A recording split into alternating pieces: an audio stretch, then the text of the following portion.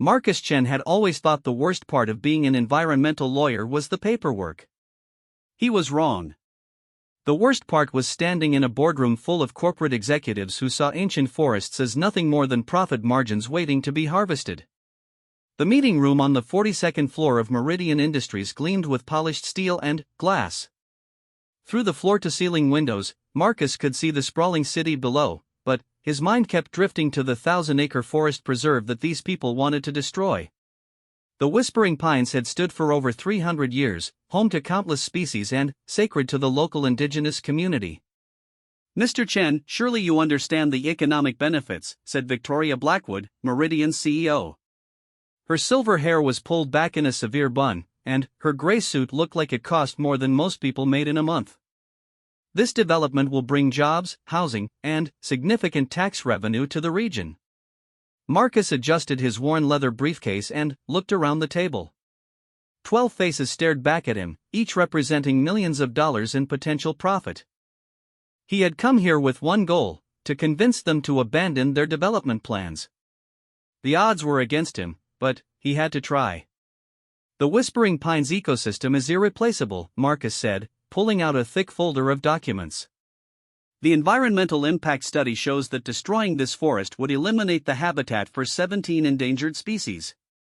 Some of these animals exist nowhere else on Earth." A man in an expensive navy suit laughed. "Come on, Chen. We're talking about a few birds and some trees. Progress requires sacrifice." Marcus felt his jaw tighten. "These aren't just a few birds, Mr. Harrison. The golden-crowned sparrow that nests only in these pines has a population of less than 200 individuals. The ancient oaks provide crucial carbon sequestration that helps fight climate change. And the underground stream system feeds 3 neighboring communities." Victoria leaned forward, her manicured fingers drumming on the mahogany table. "Mr. Chen, I appreciate your passion, but this is business. We've invested $40 million in this project. Our shareholders expect returns." "What about the Ashanti tribe?" Marcus asked, pulling out another document. "This land is part of their ancestral territory. The federal government granted them protected status over these grounds in 1978.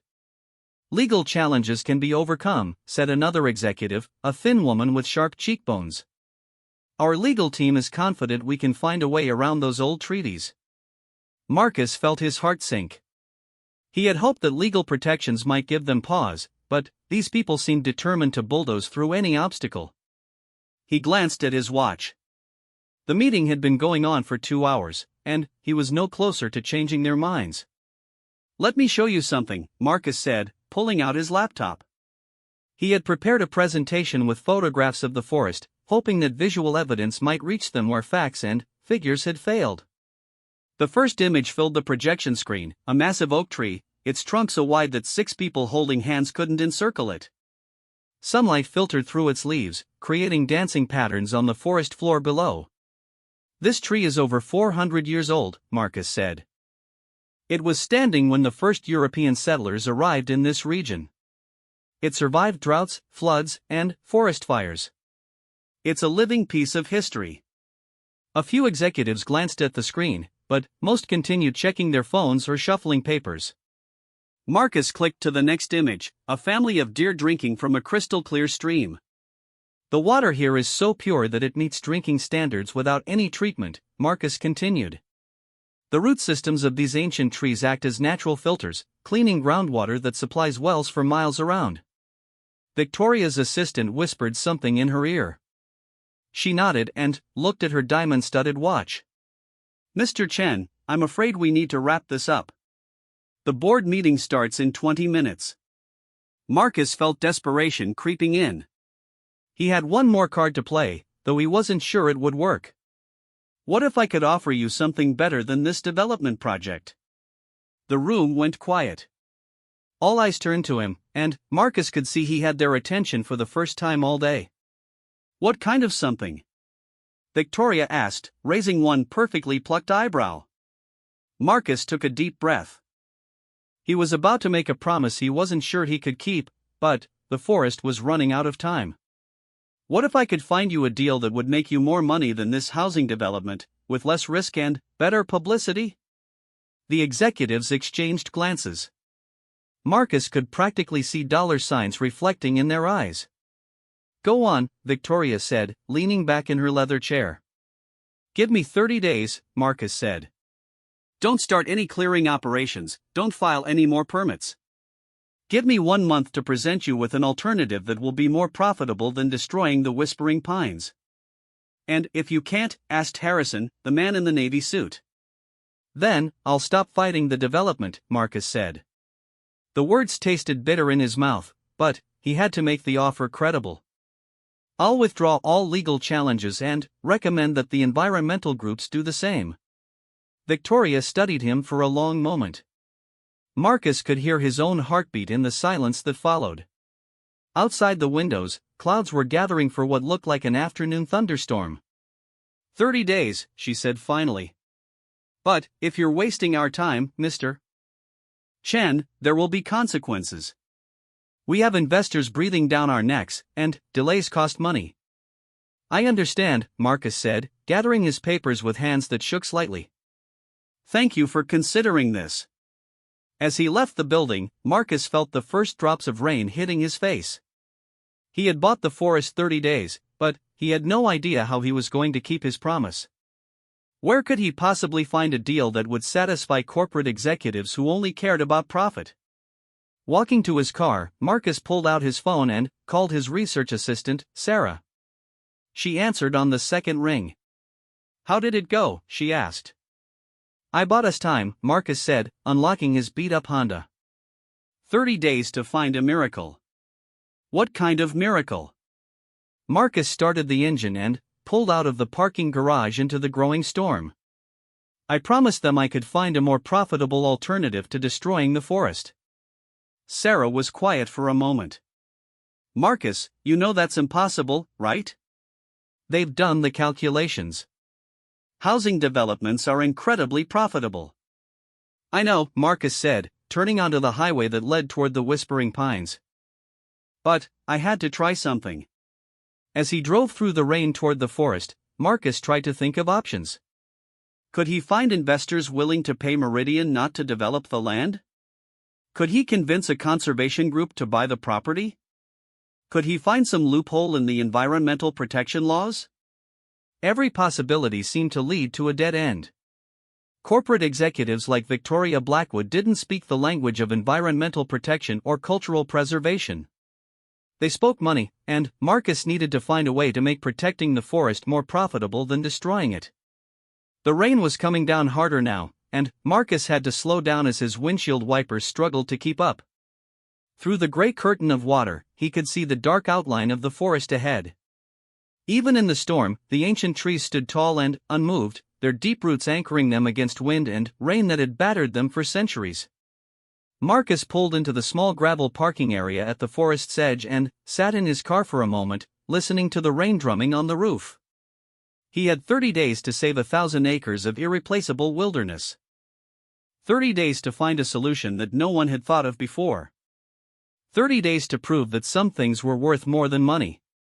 Thunder rolled across the sky, and Marcus realized he was about to embark on the most important case of his career. The Whispering Pines had survived for centuries, but they had never faced a threat like Meridian Industries. And Marcus Chen had never faced a challenge quite like this one. 2 weeks had passed since Marcus made his desperate promise to Victoria Blackwood, and he was no closer to a solution. Every lead he followed seemed to evaporate like morning mist. Conservation groups wanted to help but lacked the funds to compete with a major development project. Government grants moved too slowly. Private investors weren't interested in projects that didn't promise immediate returns. Marcus sat in his cramped office above a coffee shop, surrounded by towers of legal documents and empty takeout containers. His assistant Sarah knocked on the doorframe, holding 2 cups of coffee and looking as exhausted as he felt. Any luck with the Richardson Foundation? She asked, setting a cup on his desk and moving a stack of papers to make room to sit. They're interested in environmental causes, Marcus said, rubbing his eyes, but their annual budget is only $2 million. Meridian wants 40 million just to break even on their investment. Sarah sipped her coffee and looked at the wall where Marcus had pinned maps of the Whispering Pines, photographs of endangered species, and a timeline showing when construction would begin if he failed. What about that tech billionaire in California? The one who's been buying up land for conservation? Already called his people. They're focused on protecting coastline habitat right now. Marcus leaned back in his chair and stared at the ceiling. I'm starting to think I bit off more than I can chew. The phone rang, and Sarah reached over to answer it. Chen Environmental Law, this is Sarah. She listened for a moment, then covered the mouthpiece. It's Dr. Elizabeth Reeves from the university. She says it's urgent. Marcus took the phone. Dr. Reeves was a botanist he had consulted for the case, a woman in her 60s who had spent her career studying forest ecosystems. Marcus, I need you to come to the forest right away, she said without preamble. I've found something you need to see. What kind of something? Marcus asked, but the line had already gone dead. An hour later, Marcus met Dr. Reeves at the forest entrance. She was waiting beside her university van, practically bouncing with excitement despite her usual calm demeanor. Her gray hair was pulled back in a practical ponytail, and her hiking boots were covered in mud. This way, she said, leading him onto a narrow trail that wound deep into the woods. I've been conducting a comprehensive survey of the plant life here, documenting everything before. She didn't finish the sentence, but Marcus understood. They walked in silence for 20 minutes, following paths that seemed to exist only in Dr. Reeves' mind. The forest grew thicker around them, ancient trees blocking out most of the sunlight and creating a cool, green twilight even in the middle of the day. Marcus could hear birds calling in languages he didn't recognize and the distant sound of running water. Here, Dr. Reeves said finally, stopping in a small clearing where a massive oak tree stood like a natural cathedral. Look at this. She knelt beside the base of the tree and pointed to something growing in the shadow of its roots. Marcus bent down for a closer look and saw what appeared to be ordinary mushrooms, about the size of silver dollars, with deep purple caps. Mushrooms? He asked. Elizabeth, I'm grateful for all your help, but I don't see how fungi are going to save the forest. Dr. Reeves grinned like a child with a secret. These aren't ordinary mushrooms, Marcus. I had to send samples to 3 different labs to confirm what I suspected. She pulled a tablet from her backpack and showed him a series of laboratory reports. These are Purpura miraculum. The Latin name meant nothing to Marcus, but something in Dr. Reeves' voice told him it should. What's special about them? They're incredibly rare, she said, her eyes shining with excitement. In fact, until now, scientists thought they were extinct. The last confirmed sighting was in 1987, in a forest in Brazil that was destroyed for cattle ranching. Marcus felt a spark of hope. So they're endangered? More than endangered. They're essentially the holy grail of mycology. Dr. Reeves tapped her tablet screen, showing him research papers and scientific journals. But that's not the important part. The important part is what they do. She led him to a fallen log about 10 feet away from the mushrooms. The log was obviously very old, probably dead for decades, but it was covered in healthy green moss and small plants. This tree died at least 50 years ago, Dr. Reeves said, but look at it. It's more alive now than most living trees. Marcus studied the log more closely. She was right. The dead would seem to pulse with life, supporting dozens of species of plants and insects that created a miniature ecosystem all their own.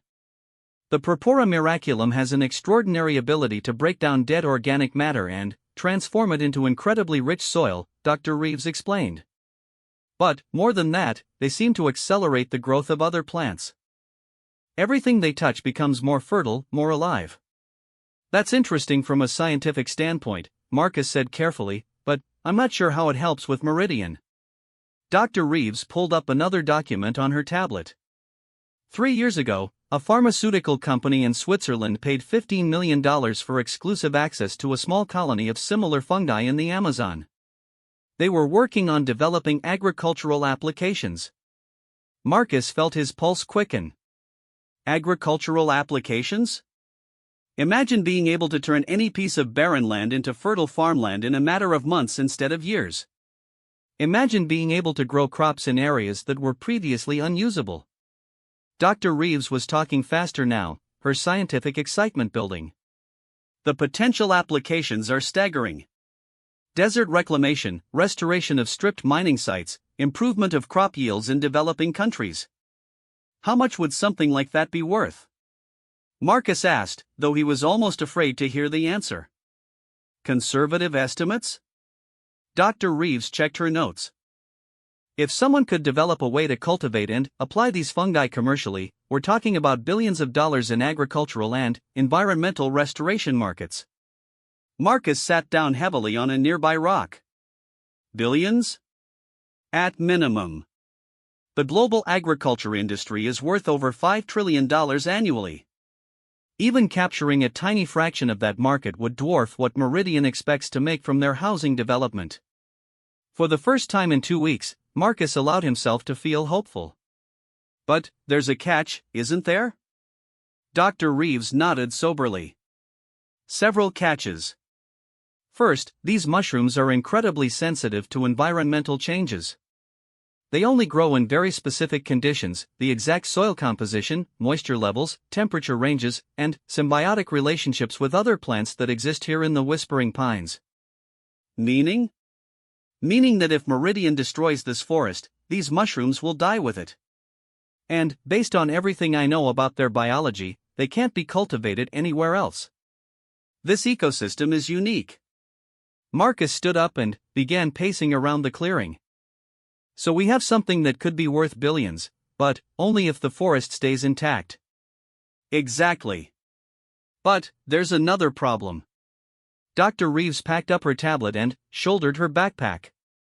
Extracting and studying these fungi would require years of careful research. Even if a company wanted to invest in developing this resource, they wouldn't see returns for at least 5 to 10 years. And Meridian wants profits now, Marcus said, feeling his hope deflate slightly. Right. Plus, there's no guarantee that the research would succeed. Fungi are notoriously difficult to work with, and these particular specimens might not be cultivable at all. They walked back toward the forest entrance in contemplative silence. Marcus's mind was racing, trying to figure out how to turn Dr. Reeves' discovery into something that would appeal to corporate executives who thought in terms of quarterly earnings reports. Elizabeth, he said as they reached their cars, if you had unlimited funding and a team of the best researchers in the world, what would be your best-case scenario for developing these mushrooms commercially? Dr. Reeves leaned against her van and considered the question carefully. Best case? With enough resources, I think we could have preliminary cultivation methods developed within 2 years. Commercial applications might be possible within 5 years. And the market value?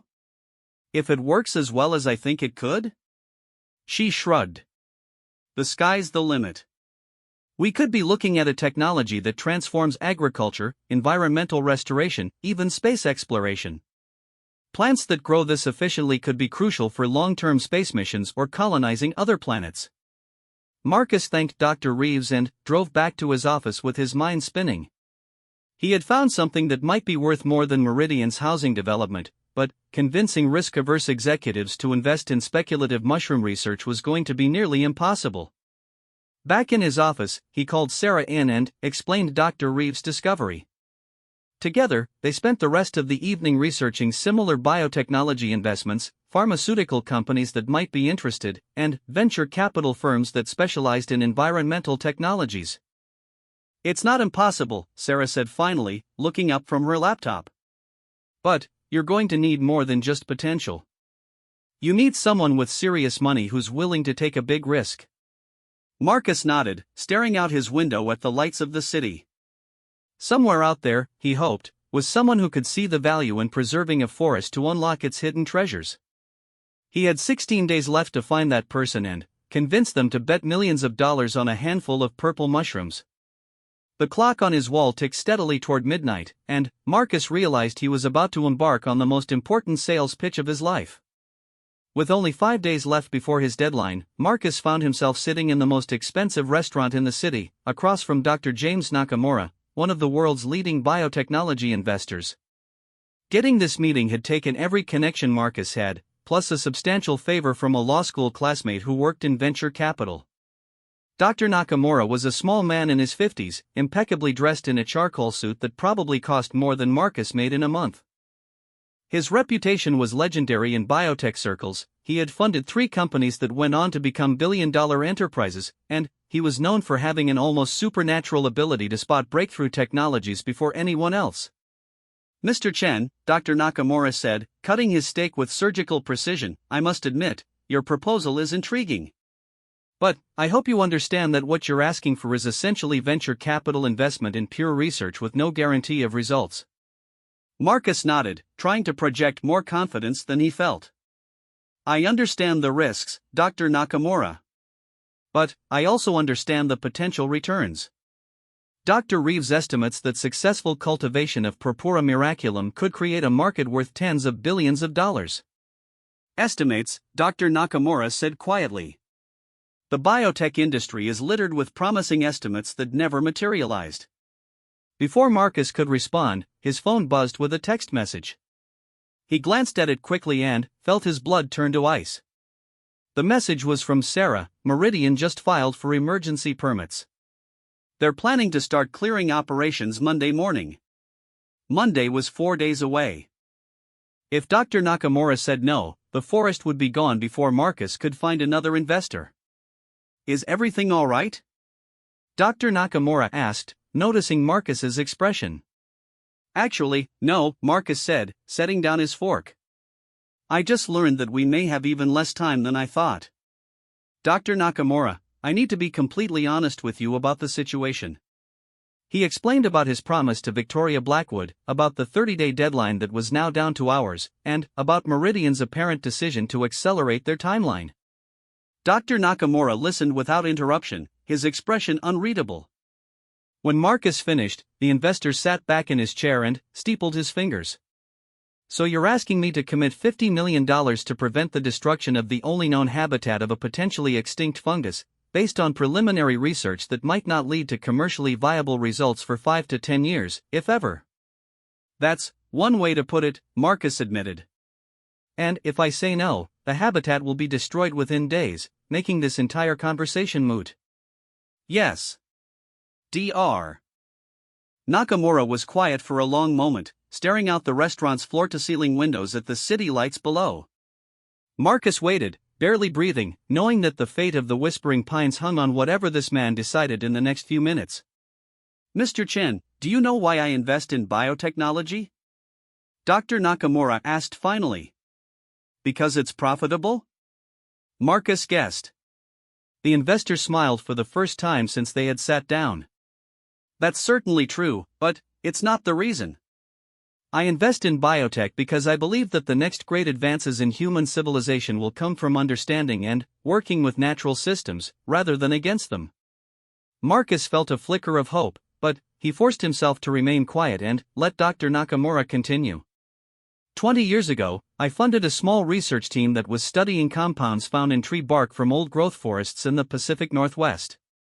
Everyone thought I was crazy. The research took 6 years and cost $40 million before we saw any results. What happened? We developed a new class of cancer drugs that have saved over 200,000 lives and generated revenues of $8 billion. Dr. Nakamura leaned forward slightly. The compounds we needed existed only in trees that were at least 300 years old. Younger trees, or trees grown in different soil conditions, didn't produce the same chemicals. Marcus's pulse quickened. So when the logging companies wanted to clear those forests, I had to make a choice very similar to the one you're asking me to make now, Dr. Nakamura confirmed. Invest in preserving an ecosystem based on speculative research, or watch potentially valuable resources disappear forever. The waiter appeared to refill their wine glasses, but Marcus barely noticed. Everything depended on what Dr. Nakamura said next.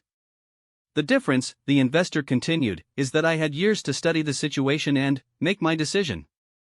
You're asking me to commit to a $50 million gamble based on a 2-hour presentation and some preliminary lab reports. Marcus felt his heart sink, but Dr. Nakamura wasn't finished. However, he said, pulling out his phone, I've been following Dr. Reeves' work for several years.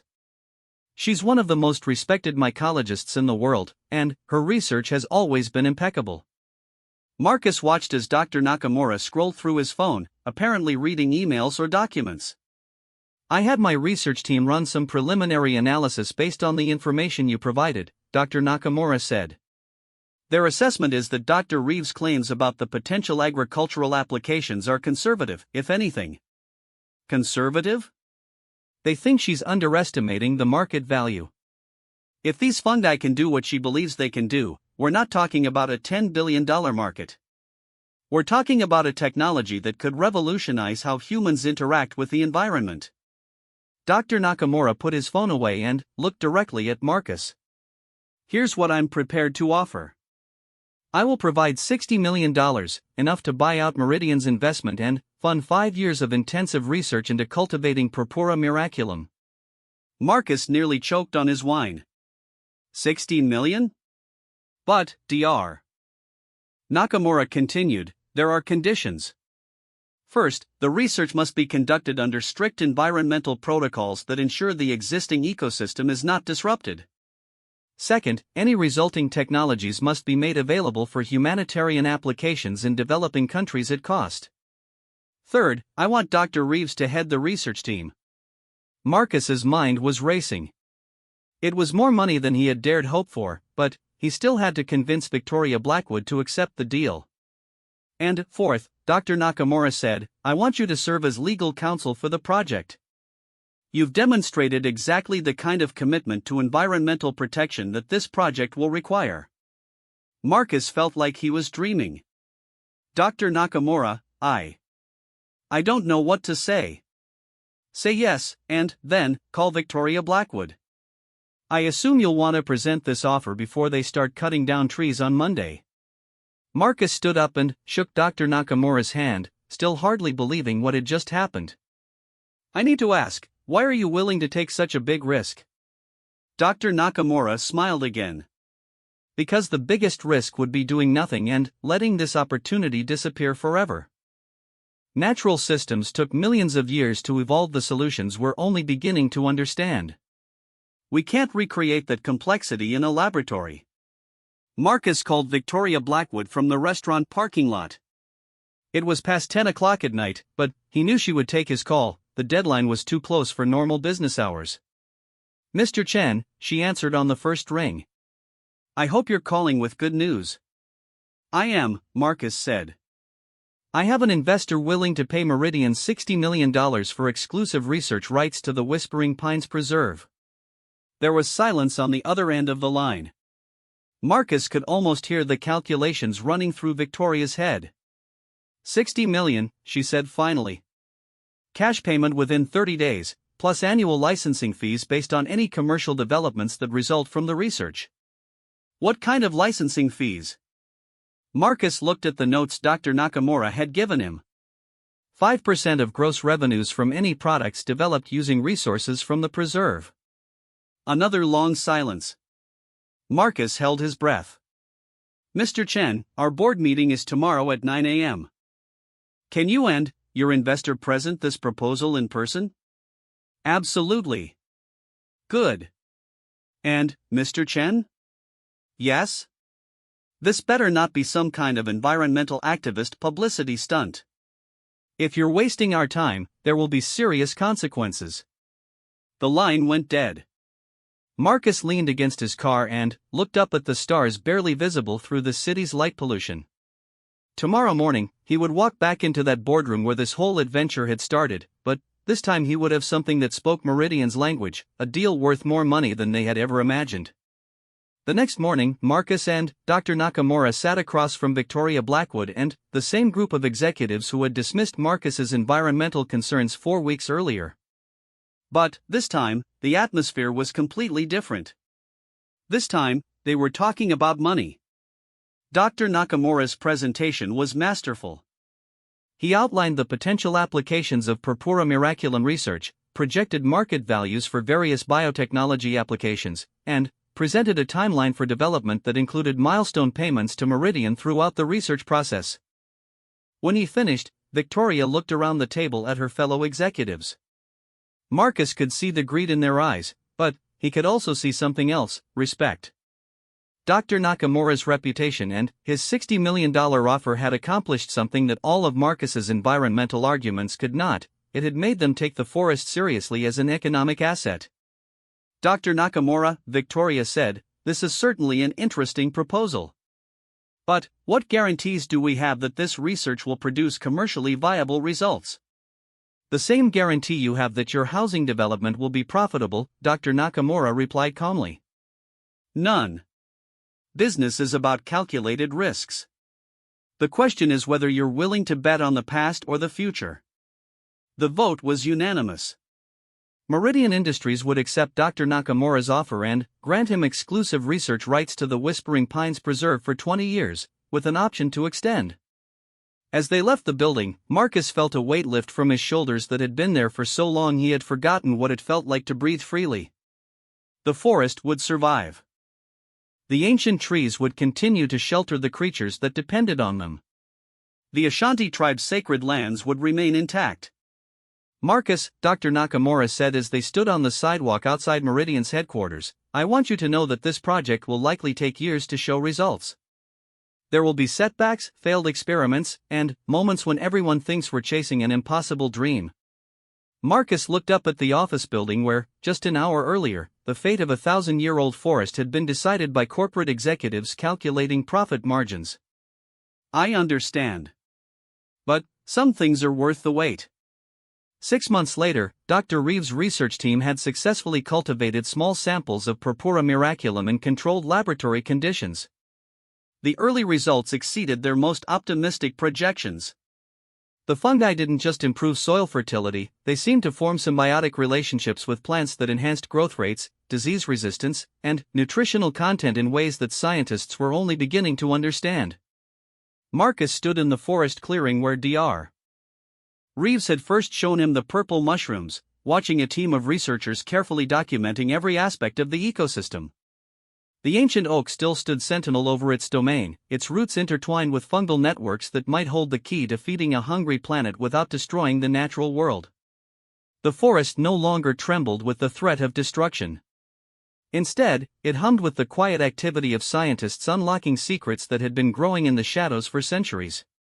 Marcus had learned that sometimes the most important deals weren't the ones that promised immediate profits, but the ones that bet on a future where humans learned to work with nature instead of against it. The Whispering Pines had been saved not by environmental laws or activism, but by the recognition that some of nature's greatest gifts were too valuable to destroy. And Marcus Chen had discovered that the most effective environmental advocacy sometimes spoke the language of profit and possibility, showing the world that preserving the natural world wasn't just the right thing to do, it was the smart thing to do.